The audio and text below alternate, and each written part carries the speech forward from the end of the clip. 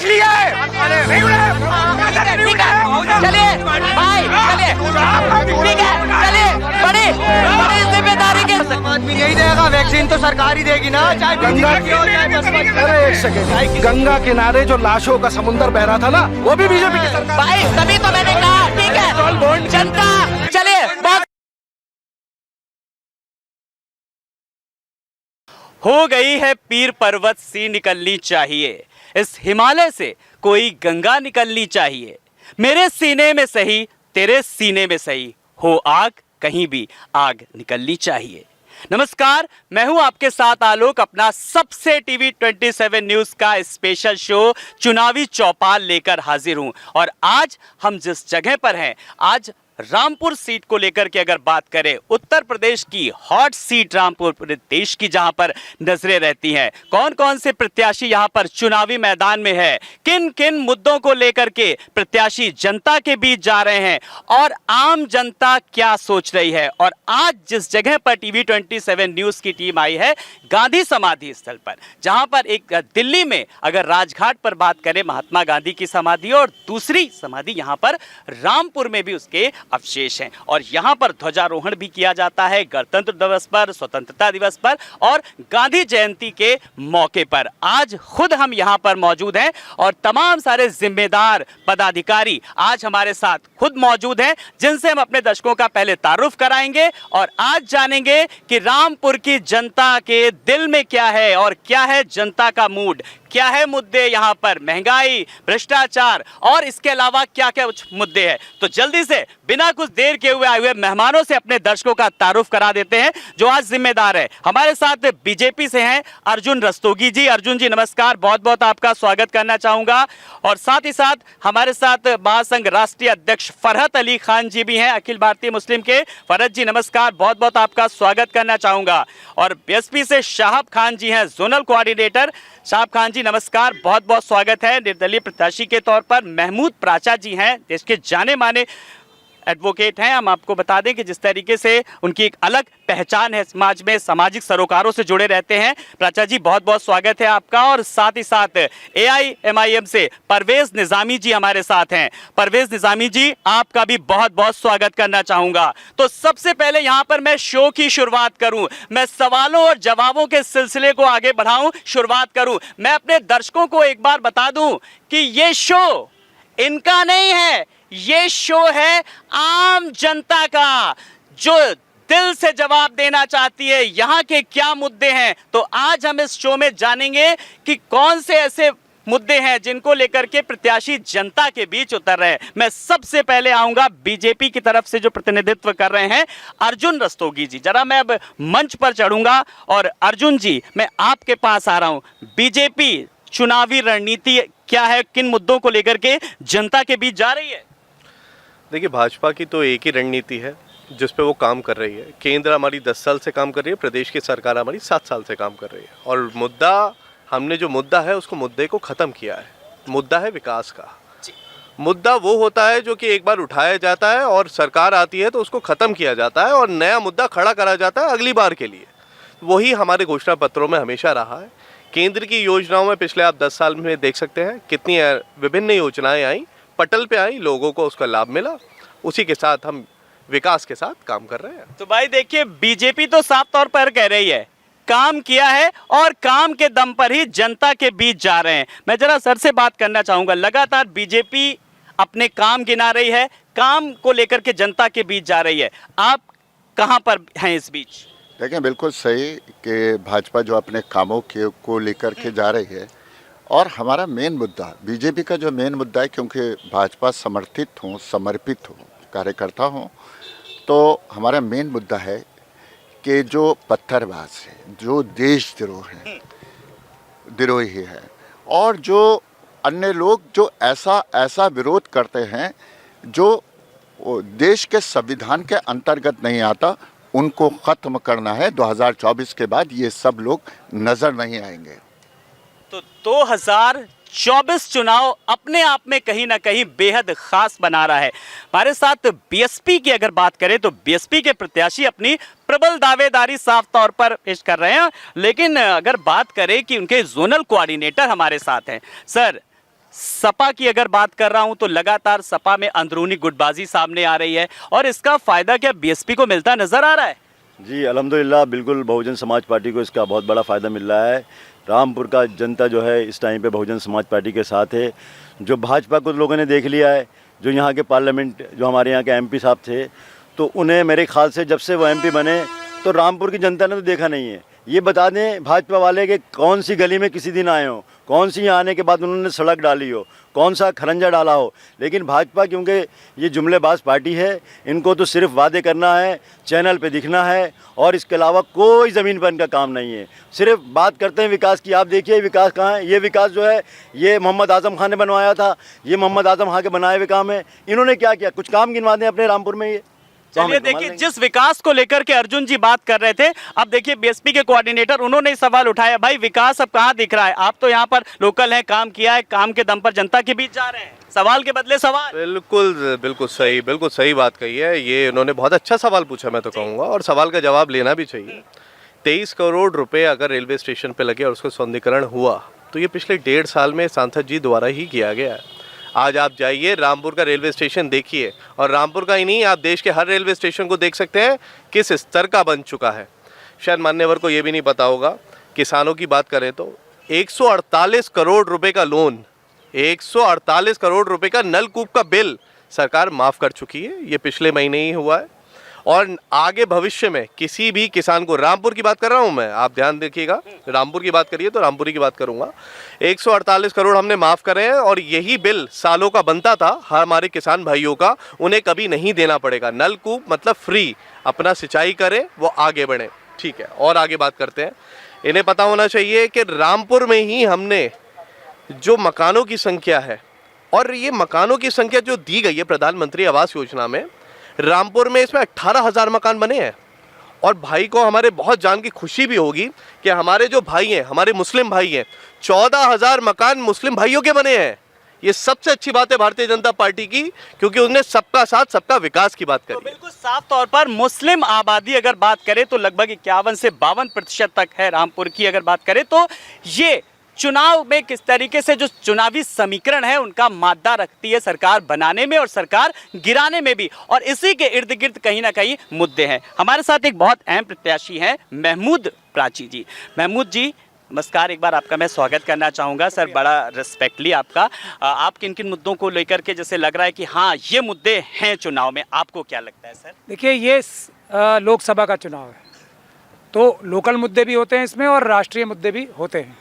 तो सबसे महत्वपूर्ण बात है किन कैंडिडेट्स को ये पता ही है कि सांसद का चुनाव है। जो हमारे मौजूदा सांसद हैं, क्या उन्होंने राष्ट्रीय कोई भी मुद्दा, चाइना हमारे देश की 4,000 किलोमीटर जगह छीन चुकी है, और सुब्रमण्यम स्वामी साहब जो हैं, जो भारतीय जनता पार्टी के इतने बड़े नेता हैं, वो ये कहते हैं कि मोदी जी चाइना से डरते हैं, इसीलिए सेना जो हमारी इतनी बहादुर है उसको मौका नहीं दे रहे कि चाइना से वो जगह छीन सके, पीओके छीन सके। तो ये एक मुद्दा है। तो क्या लोधी जी ने सुब्रमण्यम स्वामी जी की तरह ये मुद्दा उठाया? देश के लिए सबसे बड़ा मुद्दा क्या है? देश की धरती। संविधान का दूसरा मुद्दा है। ये इनके खुद इतने बड़े बड़े नेता भी, संविधान की बात की जा रही थी यहाँ पे, ये खुद कह रहे हैं कि 400 पार करके हम 400 पार करके संविधान बदल देंगे। तो ये देशद्रोह का काम है संविधान को बदलने का काम करना। तीसरी बात यह कि संविधान और 400 पार करके संविधान कैसे बदलेंगे? वो ईवीएम की मशीनों द्वारा। उसकी लड़ाई कौन लड़ रहा है? हम लड़ रहे हैं। तो मैं एक बात ये कहना चाहता हूँ कि विपक्ष का और ये गठबंधन क्या चीज़ है? जो भारतीय जनता पार्टी के खिलाफ सबसे मजबूत आवाज़ है वही विपक्ष है ना। रामपुर में इस वक्त मैं ही जो गठबंधन का सबसे मजबूत प्रत्याशी हूँ, सबसे बड़ा गठबंधन मैं ही हूँ कैंडिडेट। तो बिल्कुल ये है, सिस्टम को लेकर के सवाल उठाए हैं और उसी सिस्टम में बदलाव की बयार की बात कर रहे हैं निर्दलीय प्रत्याशी। कुछ और भी हमारे साथ पार्टी का प्रतिनिधित्व कर रहे हैं। हमारे साथ परवेज निजामी जी हैं एआईएम के साथ। परवेज जी स्वागत करना चाहूंगा। और बड़ी बात यह है कि अब तो भाई आप लोग पीडीएम के साथ हैं, आप लोग मुस्लिम समुदाय की भी बात करते हैं, कहाँ है आपकी क्या हवा है? देखिए, बहुत अच्छी बात कही प्राचा साहब ने कि इस देश में सबसे हमारे जो असलाफ ने मुल्क को आज़ाद कराया था वो इसमें रूल ऑफ लॉ देखना चाहते थे। आज हमारे रूल ऑफ लॉ, आज मुसलमान क्या इस मुल्क का हिस्सा नहीं है? आज ये बात हमारी भाजपा के मित्र ने कहा कि यहाँ पे मकान मिले हैं। सबसे पहले हमारी शिक्षा मिलना चाहिए, हमें 5 किलो राशन की भीख नहीं चाहिए, हमें हमारा अधिकार शिक्षा। आज हमारी आप प्री मैट्रिक स्कॉलरशिप ख़त्म करते हैं, पोस्ट मैट्रिक स्कॉलरशिप ख़त्म करते हैं, मौलाना आज़ाद फेलोशिप ख़त्म करते हैं। हम भी इस मुल्क के फ्यूचर के हिस्सेदार बनना चाहते हैं, हम भी एक और अभी APJ अब्दुल कलाम बनना चाहते हैं। हम कैसे बनेंगे अगर आज आप देखिए ड्रॉप आउट रेट मुसलमानों का सबसे ज़्यादा इस मुल्क में। अगर इस मुल्क में मुसलमान का शैक्षिक उत्थान नहीं होगा, हालांकि इसमें सामाजिक तौर पर भी हमारी कमी है, इसको हम अपने कौम के सामने जाके कहते हैं कि जो कौम अपनी शादियों पे ज़्यादा खर्च करेगी, तालीम पे कम करेगी, वो कैसे तरक्की करेगी। लेकिन सरकार को भी सोचना चाहिए कि आज हमारा ड्रॉप आउट रेट सबसे ज़्यादा है, इस पर उल्टा हमारी स्कॉलरशिप खत्म कर दी जाती है।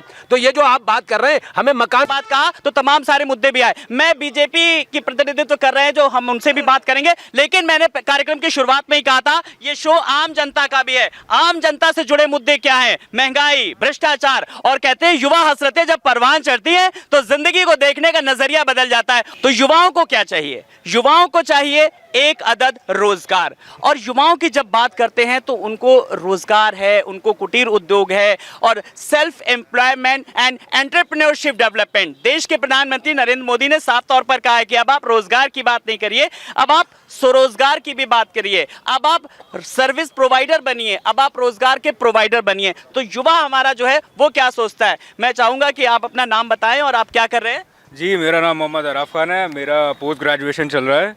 और विकास की अगर बात करी जाए तो कोई ख़ास विकास ऐसा देखने में नज़र में आया नहीं है। अस्पताल की ज़िला अस्पताल की हालत वही है जो पहले थी, और वहाँ पे कोई इंजेक्शन नहीं है, कॉमन वही लौट फेर के 3-4 इंजेक्शन। कितना यूथ है जिसको एजुकेशन नहीं मिल रही है, कितना यूथ है जिसको एम्प्लॉयमेंट नहीं मिल रहा है। विकास की बात करी जा रही है, 10 साल से यहाँ पर सांसद है, लेकिन यहाँ पर हमें कोई विकास खास नज़र नहीं आया है। विकास ज्वालानगर में हुआ, विकास शहर के बॉर्डर पे हुआ, विकास मेन सिटी में कहाँ है मेन विकास? तो देखिए अब ये विकास पर सवाल उठ रहे हैं। जरा सा मैं कुछ और भी लोगों से चाहूंगा, आपको क्या लगता है जिस विकास को लेकर के बीजेपी अपनी दम पर कह रही है कि हमने विकास किया है, काम किया है, और विकास धरातल पर कितना नजर आ रहा है? देखिए, धरातल पे तो सबसे बड़ा विकास बीजेपी का ये नज़र आ रहा है कि ये 80 करोड़ लोगों को अभी तक 5 किलो राशन बांट रहे थे, और आने वाले 5 सालों में भी हमारे माननीय प्रधानमंत्री जी ने कहा है कि हम 5 सालों भी 80 करोड़ को राशन बांटते रहेंगे।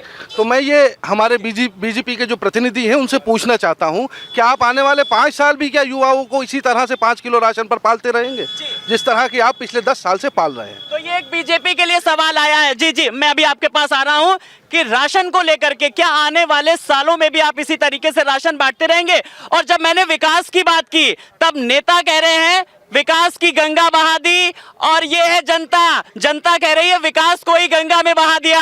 अब सच क्या है जरा बीजेपी के नेता से ही जानेंगे। देखिए विकास को लेकर के ही सवाल उठ रहे हैं। बिल्कुल मैं संभाल रहा हूं भाई, चलिए आप बताइए। जी, विकास को लेकर के, आपके विकास को लेकर के सवाल उठ रहे हैं। देखिए, विकास को लेकर सवाल उठ रहे हैं। विकास का सवाल ही वो है जो मोदी जी ने करा है। मोदी जी का नाम ही मोदी जी की गारंटी है, और ये देश की जनता जानती है। इसीलिए आज तक के 17 चुनावों में अगर हिंदुस्तान में बहुमत मिला है ना तो 7-8 बार कांग्रेस को मिला है। लेकिन कहाँ है? अभी हमारे एक मान्यवर साथी ने कहा कि संविधान को बदलना नहीं चाहिए। बदला किसने 370 की धाराओं को 4-5 बार अमेंडमेंट करा? किस सरकार ने करा? किसने बांटा इस देश को? पाकिस्तान और चाइना की आप पीओके की बात करते हैं, हमारे देश का अभिन्न अंग जम्मू और कश्मीर को बांट दिया था। वो कहाँ गई सरकारें? उन्होंने क्या करा? हम तो वो सरकार है जिन्होंने 370 खत्म करा। और हिंदुस्तान जो जम्मू और कश्मीर को एक अलग राज्य, अरे अलग राज्य क्यों भाई? वो हमारा अभिन्न अंग है। वहाँ के भाई हमारे नहीं है। यहाँ लोग धर्म जाति की राजनीति करते हैं। हमारे लिए वहाँ के मुसलमान भी हमारे हैं, यहाँ के मुसलमान भी हमारे हैं, हम उन्हें अलग नहीं मानते। दूसरी बात, अभी आप टॉपिक पे बात कर रहे थे कि अन्य जो योजनाएं करी हैं, आप देख सकते हैं मोदी जी ने हमेशा अपने मैनिफेस्टो की हर चीज़ को पूरा करा है, और माननीय प्रधानमंत्री जी ने अभी भी मैनिफेस्टो में कहा है और उस चीज़ को पूरा होगा। यही जनता है जो उनकी गारंटी मानती है। जी, चलिए अब गारंटी की बात करें। देखिए तमाम सारे दल अपनी अपनी गारंटी, आ रहा हूं मैं कि सबको बराबर मौका दे रहा हूं, सबको बराबर मौका दे रहा हूं। भाई नाराज नहीं हुई है? देखिए जी, मैं आपसे सवाल लेकर के आ रहा हूं। मैं अभी जनता से पहले जनता के प्रतिनिधित्व है। जी, रामपुर है, ये उर्दू अदब का शहर है। शेर में कहूंगा अच्छे दिन की ख्वाब दिखाए थे तुम हम वो मैं शायराना में कहूंगा अच्छे दिन कब आएंगे। देश आपने कहा था काला धन वापस लाने की बातें आप जो करते थे, काला धन वापस लाने की बातें आप जो करते थे, हर रैली में शब्दों की बरसातें आप जो करते थे, जीरो बैलेंस के खातों में पैसे कब डलवाएंगे? हमारे बुलाने की जरूरत क्या है फिर आपको? सर आप बैठिए, मैं आपके पास खुद बैठ करके आपका वर्जन लूंगा। चलिए देखिए भाई, कुछ प्रतिनिधियों में नाराजगी भी साफ तौर पर आ रही है, लेकिन मैं अभी बता दूं कि मैं सबको बराबर से मौका दे रहा हूं। मेरा शो आम पब्लिक से जुड़ा हुआ है जी, पब्लिक के भी सवाल है, आम पब्लिक के सवाल मैं जिम्मेदारों से लेने की कोशिश कर रहा हूं। सर स्वागत है आपका एक बार फिर से। देखिए अर्जुन जी मेरे छोटे भाई हैं, फरहत भाई बैठे हुए हैं, मैं इनसे ये पूछना चाहता हूं कि ये संविधान की बात करते हैं, ये कौन से संविधान की बात करते हैं कि अतीक जी को वहां पर जेल के अंदर मार दिया जाता है। एक मिनट सुन लीजिए, सुनने का मामला भी रखिए अपनी ठीक है, अपने बिल्कुल ठीक है जी, तरीका होना चाहिए सुनने का भी। आप अपनी बात रखिए, मैं आपको मौका दे रहा हूँ, मैं आपको मौका दे रहा हूँ। अतीक जी इस देश का सांसद था, सांसद में बैठा था अतीक जी, माननीय सांसद अतीक जी, माननीय सांसद अतीक जी, ठीक है, माननीय सांसद अतीक जी को पुलिस कस्टडी में मार दिया जाता है, यही इनके लाइन ऑर्डर है। दूसरी बात सुनिए, मुख्तार अंसारी इस प्रदेश का कई बार का विधायक, उसको वो कहता है कि मुझे जहर देने की कोशिश करी जा रही है, उसको मार दिया जाता है, यही है इनका कानून। उसके बेटे को पैरोल नहीं दी जाती है, वो चाहता है कि बाप के जनाजे में आ जाए, यही है इनका कानून। और देखिए ये बात कर रहे थे मकान देने की, बहन कुमारी मायावती जी ने 2 लाख रुपए की गज की जगह 1500 मकान यहाँ पर बनाने का काम किया, और यहाँ नहीं उत्तर प्रदेश में बनाने का काम किया।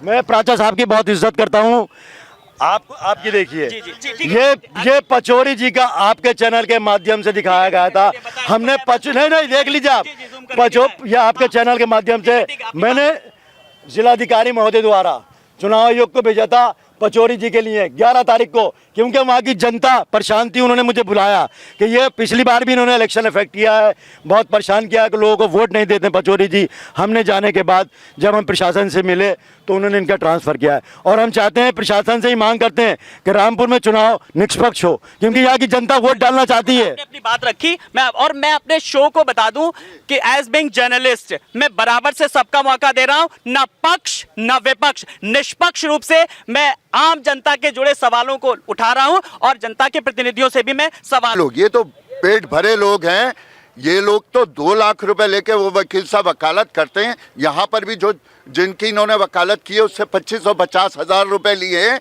वकील कभी बगैर पैसे के नहीं बोलता। ये जो यहाँ वकील आए हैं हमें वरगलाने के लिए आए। तो जब हर हर मोदी और घर घर मोदी हो गया तो अब सारे मुसलमानों को भी मोदी जी का साथ देना चाहिए प्यार और मोहब्बत के नाम पे। और यार अतीक जैसे गुंडे को बसपा के प्रत्याशी अतीक जी बोल रहे हैं, अतीक जी। देखिए आप देखिए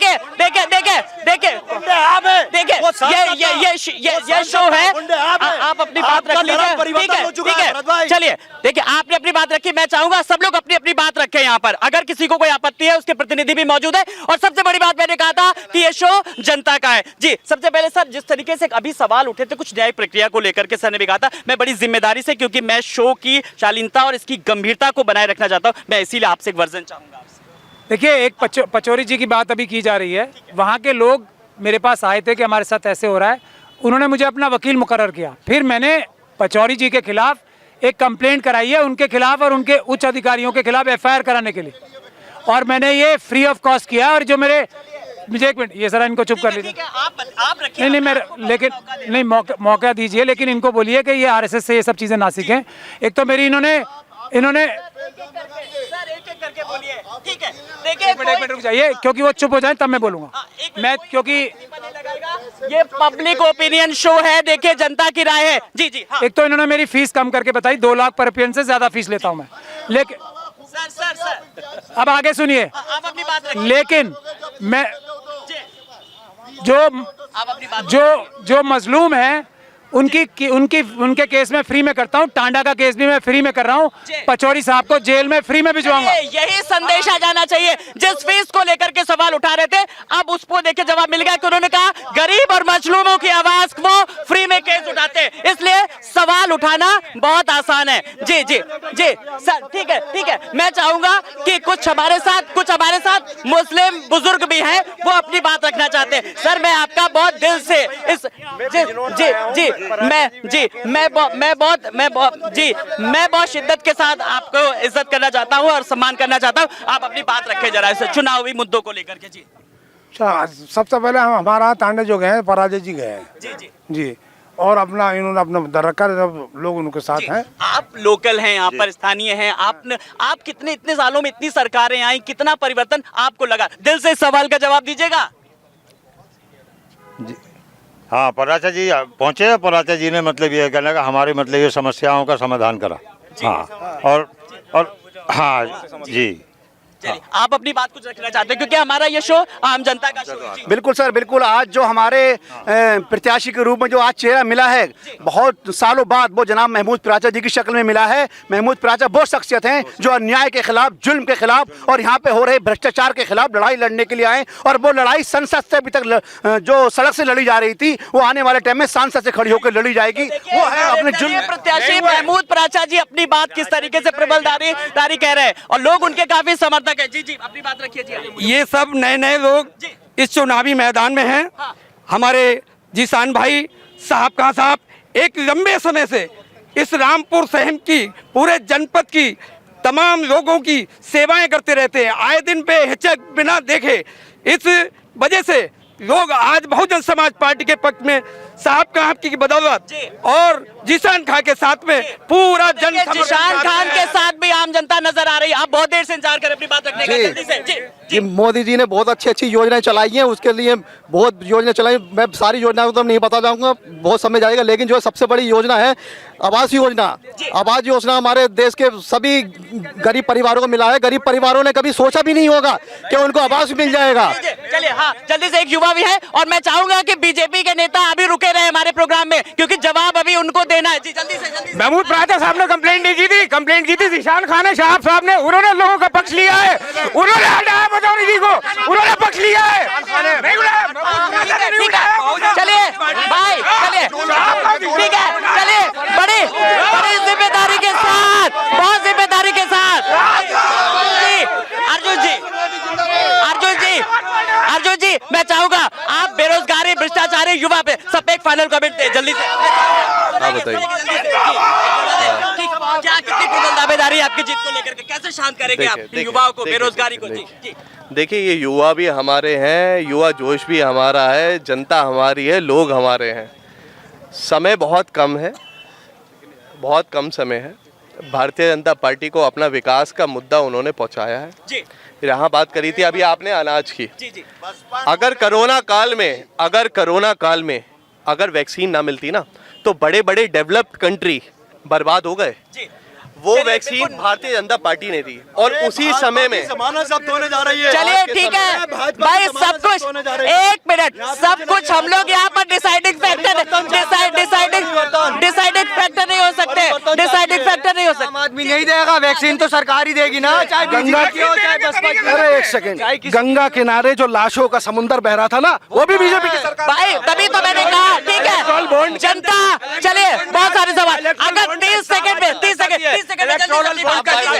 कोई एग्रेसिव नहीं होगा। देखिए, मैं ये पूछना चाहता हूँ यहाँ के कैंडिडेट से, जब CA/NRC का केस हुआ तो ये जितने भी पैराशूट प्रत्याशी यहाँ पर आए, क्यों नहीं आए? आज बहुत सारे लोग CA/NRC में रामपुर की जेलों में बंद हैं, बहुत सारे लोगों पे केस चल रहा है। ये जितने भी पैराशूट प्रत्याशी आए, कोई भी आए, क्यों नहीं आए जनता को? मैं चाहूंगा आज की डिबेट का ये फाइनल एक कमेंट, कुछ तहजीब अंदाज में, यहाँ की संस्कृति, यहाँ की सभ्यता, यहाँ की विरासत। बिल्कुल मैं शायरी में जो कह रहा था, अच्छे दिन, हर वोटर को आस लगी है, वादे आप निभाएंगे। देश की जनता पूछ रही है अच्छे दिन कब आएंगे। काला धन वापस लाने की बातें आप जो करते थे, हर रैली में शब्दों की बरसातें आप जो करते थे, जीरो बैलेंस के खातों में पैसे कब डलवाएंगे? इलेक्टोरल बॉन्ड का हिसाब पूरा देश आपसे पूछ रहा है। बिल्कुल, देश हिसाब पूछेगा। जल्दी से आप। जी मैं बिल्कुल परिवर्तन होगा मेरा यार, उसके बाद मंच पे देखे, मंच पे कुछ और आते हैं, जिसान के बात कर रहा हूँ, जिसान बात मतलब कुछ और है, जल्दी से। बोले, मेरा परिवार मोदी परिवार अब की बार 400 पार, ये एक मुसलमान कह रहा है यहाँ से, एक मुसलमान। तो देखिए एक बार फिर अब की बार 400 पार का नारा लगा है, लेकिन आज तमाम सारे लोगों ने अपनी बात रखी है, लेकिन सबसे बड़ी बात ये है, जनता जनार्दन होती है। जनता जब चाहे जिसे सत्ता के सिंहासन पर बिठा सकती है, और वही जनता सत्ता के सिंहासन से उतारने का मादा भी रखती है। खास पेशकश चुनावी चर्चा में बस मेरे साथ इतना ही। रामपुर से मैं आलोक और हमारे साथ हमारे सहयोगी TV27 न्यूज की। चलिए भाई, चलिए ठीक है, चलिए बड़ी जिम्मेदारी के आम आदमी नहीं देगा, वैक्सीन तो सरकार ही देगी ना, चाहे गंगा बीजेपी हो चाहे बसपा की हो। अरे एक सेकंड, गंगा किनारे जो लाशों का समुंदर बह रहा था ना, वो भी बीजेपी की सरकार। भाई तभी तो मैंने कहा, ठीक है, जनता